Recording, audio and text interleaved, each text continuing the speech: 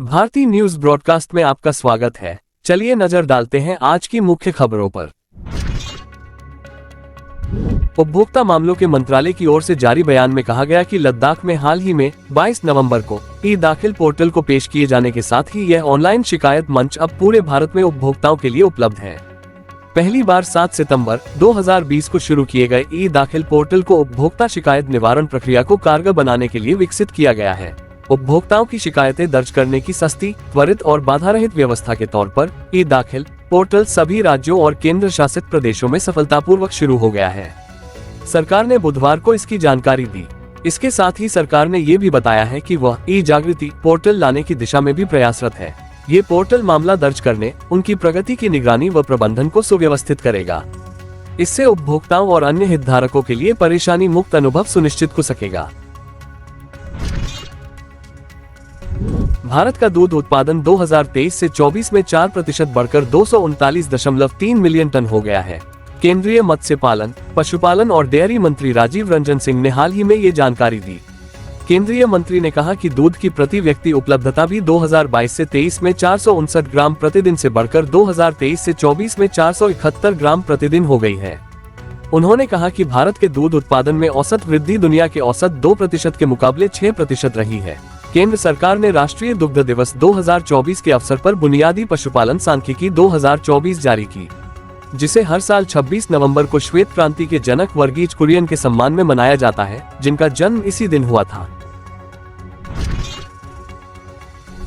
संसद के शीतकालीन सत्र का गुरुवार को तीसरा दिन था। प्रियंका गांधी पहली बार संसद पहुंची। उन्होंने लोकसभा में सांसद पद की शपथ ली।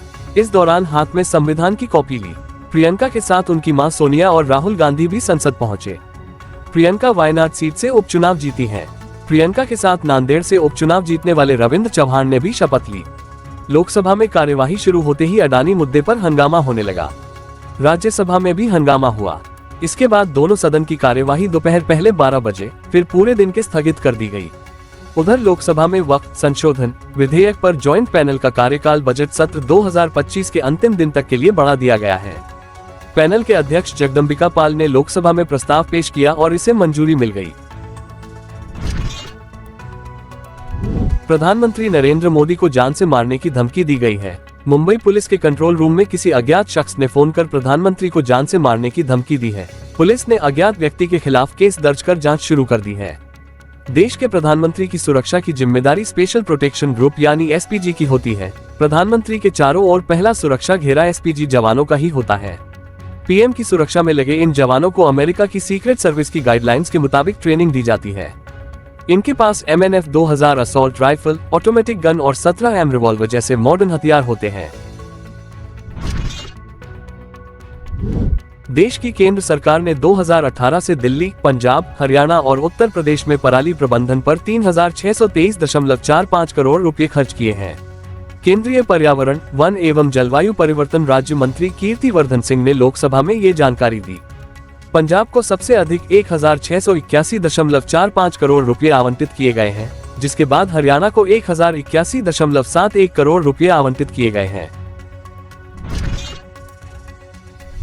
बुधवार भोर में आगरा लखनऊ एक्सप्रेसवे पर एक बड़ा हादसा हो गया। इसमें सैफई मेडिकल यूनिवर्सिटी के 3 डॉक्टरों समेत 5 लोगों दर्दनाक मौत हो गई। ये सभी लखनऊ से एक शादी समारोह से लौट रहे थे, तभी तड़के करीब 4 बजे हादसे का शिकार हो गए। बताया जा रहा है कि तेज रफ्तार कार अनियंत्रित होकर डिवाइडर तोड़ते हुए दूसरी तरफ ट्रक से जा टकरा गई। हादसे के वक्त कार में 6 लोग सवार थे। हादसे में घायल एक doctor Saifai medical college refer किया गया है। मृतकों में लैब टेक्नीशियन और एक कर्मचारी भी शामिल है। जम्मू कश्मीर में हाल में हुए आतंकी घटनाओं सुरक्षा बलों ने अपना तलाशी अभियान के दायरे को बढ़ा दिया है। जम्मू के कठुआ जिले में सुरक्षा बलों ने आतंकवाद के इकोसिस्टम को ध्वस्त करने के उद्देश्य से बड़े स्तर पर छापेमारी अभियान चलाया। ये कार्रवाई कठुआ के मल्हार बनी और बिलावर क्षेत्रों में अंजाम दी गई, जिसमें 17 जगहों पर छापेमारी की गई। इस दौरान सुरक्षा बलों में 10 संदिग्ध को गिरफ्तार किया है। दरअसल घाटी में कई आतंकियों के छिपे होने की खबर थी। सुरक्षा बलों का ये कार्रवाई आतंकियों और उनके सहयोगियों के नेटवर्क को खत्म करने को लेकर किया गया था। छापेमारी का मकसद उन ओवरग्राउंड वर्कर्स OGWS और संदिग्ध आतंकियों को पकड़ना था जो आतंकवादियों को समर्थन और सहायता पहुंचा रहे थे। इस अभियान के दौरान सुरक्षा बलों को बड़ी सफलता मिली है। राजस्थान के अजमेर जिले में स्थित विश्व प्रसिद्ध ख्वाजा मोइनुद्दीन चिश्ती की दरगाह में संकट मोचन महादेव मंदिर होने का दावा किया जा रहा है। कल इस मामले को लेकर अजमेर सिविल न्यायालय पश्चिम में सुनवाई हुई। कोर्ट ने दरगाह में मंदिर होने का दावा करने वाली याचिका को स्वीकार कर लिया है। नाडा की ओर 4 साल का प्रतिबंध लगाने ओलंपियन पहलवान ओलंपियन रेसलर बजरंग पुनिया ने कहा कि सरकार बदले की भावना से काम कर रही है। सभी एजेंसियां सरकार के कहने में है। प्रदर्शन के दौरान महिला पहलवानों की आवाज उठाने पर उन पर यह प्रतिबंध लगाया गया है। नहीं तो हर प्रतियोगिता में डोप सैंपल देते थे। अब किसानों की आवाज उठाने पर सरकार उन्हें तोड़ने और झुकाने की साजिश रच रही है। नाडा के प्रतिबंध के बाद बजरंग पुनिया पार्श्वनाथ सोसाइटी में पत्रकारों से बातचीत कर रहे थे। पुनिया ने कहा कि शायद उनका पहला केस है जिसमें 4 साल का प्रतिबंध लगाया गया।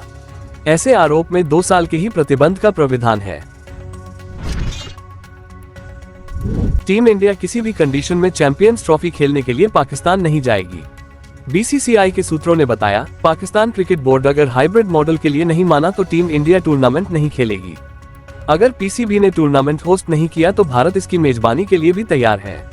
आईसीसी ने 29 नवंबर को मीटिंग बुलाई है, जिसमें वेन्यू को लेकर फाइनल फैसला लिया जाएगा। बीसीसीआई सूत्रों ने बताया, सरकार ने बीसीसीआई से साफ कह दिया है कि चैंपियंस ट्रॉफी के लिए टीम इंडिया पाकिस्तान नहीं जाएगी। सरकार ने बीसीसीआई से आईसीसी में अपने तर्क को मजबूती से रखने के लिए कहा है। आईसीसी में पाकिस्तान के हालात और खिलाड़ियों की सुरक्षा की अहमियत बताने के लिए भी कहा गया है। ऐश्वर्या राय के दुबई इवेंट का एक वीडियो सामने आया है, जिसमें उनके नाम के आगे बच्चन सरनेम नहीं लगा हुआ है। इस वीडियो के सामने आते ही यह अटकलें तेज हो गई हैं कि क्या सच में ऐश्वर्या और अभिषेक बच्चन तलाक लेने वाले हैं। सामने आए इस वीडियो पर फैंस तरह तरह के कमेंट कर रहे हैं। एक यूजर ने कमेंट कर लिखा है, उन्हें अपने नाम के साथ किसी सरनेम की जरूरत नहीं है, वो केवल और केवल ऐश्वर्या राय हैं। वहीं दूसरे यूजर ने लिखा, बच्चन के बिना उनकी अपनी पहचान है। ऐश्वर्या दुबई में ग्लोबल वुमेन फोरम कार्यक्रम में शिरकत करने पहुंची थी। यहाँ उन्होंने महिला सशक्तिकरण जैसे मुद्दे पर बात की। वहीं उन्होंने तलाक की खबरों पर चुप्पी बनाए रखी। इस दौरान एक्ट्रेस के लुक की भी तारीफ हुई। ऐश्वर्या अभिषेक की तलाक की खबरों के बीच अमिताभ बच्चन ने हाल ही में अपने परिवार और निजी मुद्दों को अपने ब्लॉग में शेयर किया था। उन्होंने लिखा था, मैं परिवार के बारे में बोलने से बचता हूँ, लेकिन कुछ लोग इन मुद्दों को अपने फायदे के लिए उड़ाते हैं। अमिताभ ने पोस्ट में बेटे बहू का जिक्र तो नहीं किया था, लेकिन उनकी पोस्ट को तलाक के मुद्दे से जोड़ा जा रहा था। जवाहरलाल नेहरू विश्वविद्यालय JNU ने एकेडमिक ईयर 2024 से 25 के PhD प्रोग्राम में एंट्रेंस के लिए एप्लीकेशन प्रोसेस शुरू कर दिया है। JNU में PhD प्रोग्राम्स में entrance net, UGC CSIR, JRF या गेट के जरिए से किया जाएगा। उम्मीदवार ऑफिशियल वेबसाइट jnu.ac.in पर जाकर आवेदन कर सकते हैं। रजिस्ट्रेशन की आखिरी डेट 2 दिसंबर है। आपके संभल में हिंसा का गुरुवार को 5वां दिन है। हिंसा से जुड़ा एक ऑडियो सामने आया है। इसमें एक शख्स दूसरे युवक को सामान लेकर जामा मस्जिद के पास बुला रहा है। दूसरे युवक ने पूछा कि कहां आना है तो कहा कि जुबैर के घर के पास आना है। सूत्रों ने बताया, आरोपियों के मोबाइल से यह ऑडियो पुलिस ने रिकवर किया। दावा किया जा रहा है कि सामान शब्द का मतलब हथियार से है। इधर सपा नेता रामगोपाल यादव ने अजमेर शरीफ मुद्दे पर कहा, छोटे छोटे जज बैठे हैं जो इस देश में आग लगवाना चाहते हैं, कोई मतलब नहीं है इसका। प्रशासन ने संभल में 2 दिन के लिए और इंटरनेट बंद कर दिया। इधर भाजपा सांसद दिनेश शर्मा ने कहा, जानबूझकर दंगा भड़काना, खुलेआम फायरिंग करना, पथराव करना, इस तरह की चीजें उत्तर प्रदेश में बर्दाश्त नहीं की जाएंगी। इनके पीछे जो लोग हैं उन्हें बख्शा नहीं जाएगा। नया महीना यानी दिसंबर शुरू होने वाला है। दिसंबर में बैंकों में 17 दिन कामकाज नहीं होगा। देश में कई वजहों से अलग अलग जगहों पर 10 दिन बैंक नहीं खुलेंगे। इनके अलावा 5 रविवार और 2 शनिवार को भी बैंक बंद रहेंगे। महीने की शुरुआत रविवार 1 दिसंबर की टी से होगी। वहीं 25 दिसंबर को क्रिसमस पर देश के ज्यादातर हिस्सों में बैंक बंद रहेंगे। यहाँ हम आपको दिसंबर महीने की बैंक छुट्टियों के बारे में बता रहे हैं। Honda motorcycle and scooter India ने 27 नवंबर को भारतीय बाजार में इलेक्ट्रिक स्कूटर एक्टिवा ई और QC1 को पेश किया। ये कंपनी की पहली इलेक्ट्रिक 2 व्हीलर है। कंपनी ने फिलहाल दोनों गाड़ियों की कीमत की घोषणा नहीं की है। दोनों मॉडल की बुकिंग 1 जनवरी 2025 से और डिलीवरी फरवरी 2025 से शुरू होगी। दोनों एव ओला S1 रेंज को टक्कर देंगी। एक्टिवा ई में स्वैपेबल बैटरी और QC1 में फिक्स्ड बैटरी पैक ऑप्शन मिलेगा। कंपनी का दावा है कि एक्टिवा 80 किलोमीटर की टॉप स्पीड हासिल कर सकती है और एक बार फुल चार्ज करने पर 102 किलोमीटर चलेगी। सुरक्षा डायग्नोस्टिक लिमिटेड का इनिशियल पब्लिक ऑफर यानी IPO 29 नवंबर को ओपन होगा। निवेशक इस इश्यू के लिए 3 दिसंबर तक बिडिंग कर सकेंगे। 6 दिसंबर को बॉम्बे स्टॉक एक्सचेंज BSE और नेशनल स्टॉक एक्सचेंज NSE पर कंपनी के शेयर लिस्ट होंगे। इस इश्यू के जरिए कंपनी 846.25 करोड़ रुपए जुटाना चाहती है। इसके लिए कंपनी के मौजूदा निवेशक ऑफर फॉर सेल यानी OFS के जरिए पूरे 846.25 करोड़ रुपए के 19,189 330 शेयर बेचेंगे। सुरक्षा डायग्नोस्टिक इस इश्यू के लिए एक भी फ्रेश शेयर इश्यू नहीं करेगी। नेशनल इन्वेस्टिगेशन एजेंसी ने बेंगलुरु की जेलों में आतंकी साजिश मामले में लश्कर-ए-तैयबा के आतंकवादी सलमान खान का रवांडा से प्रत्यर्पण करवाया। 27 नवंबर को रवांडा के किगोली में पकड़े गए सलमान को कल सुबह भारत वापस लाया गया। बेंगलुरु में निया की विशेष अदालत से जारी गैर जमानती वारंट के आधार पर इंटरपोल ने रेड नोटिस के बाद सलमान का प्रत्यर्पण किया गया। सलमान पर आतंकी गतिविधियों के लिए विस्फोटकों के संग्रह और वितरण की सुविधा देने का आरोप है। आतंकी मॉड्यूल का पर्दाफाश होने के बाद उसे भगोड़ा घोषित कर दिया गया था। सलमान 2020 से प्रमुख NIA मामलों में प्रत्यर्पित होने वाला 17वां आरोपी है। ट्रांसपोर्ट कंपनी के जयपुर सहित देश भर के 23 ठिकानों पर मंगलवार सुबह से ईद की छापेमारी रेड चल रही है। Udaipur golden and logistic transport के ऑफिस और इससे जुड़े लोगों के यहां सुबह 5 बजे ही टीमें पहुंच गई थी। उदयपुर के टीकम सिंह राव की इस कंपनी पर अवैध ट्रांसपोर्टेशन का आरोप है।